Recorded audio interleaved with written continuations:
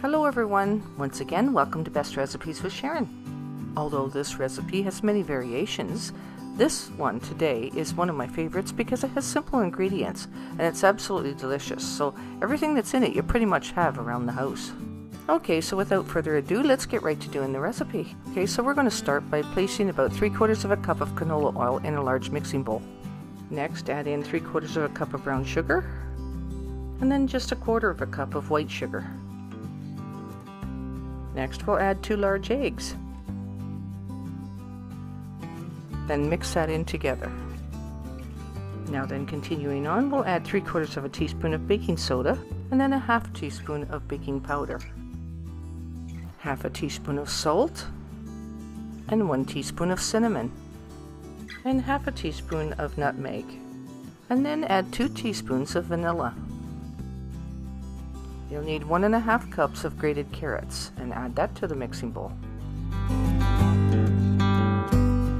1¼ cups of all-purpose flour, and then add 2½ tablespoons of milk. And mix that together until everything's well incorporated. And if you're using a mixer like I'm doing, I remove the whisk attachment now, and then I use a large spoon to scrape down the sides of the bowl and make sure that there's no flour pockets. The consistency of the batter is pretty well perfect, so we'll go ahead and put that into some prepared muffin tins so that we can get our cupcakes in the oven. I'll pour the batter evenly between 12 cupcakes, then placing a few chopped pecans on about half of them, and leaving the other half without for those that don't like nuts. And each of these are filled about 3/4 full. So we'll place them in a 350-degree Fahrenheit oven for about 20 minutes. Wow, I like the way these look. Now, just to be sure that they're cooked through, I'll check the middle to make sure that the toothpick comes out clean, and that way I know for sure it's cooked through. It's looking pretty good here.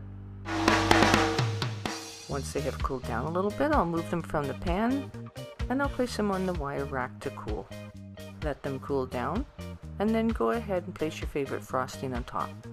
These are so moist and delicious. They're like a mini carrot cake of its own, and so I think you're really going to enjoy this recipe. Go ahead and make it, and I hope you enjoy. And thanks so much for watching today's video. And until next time, happy eating.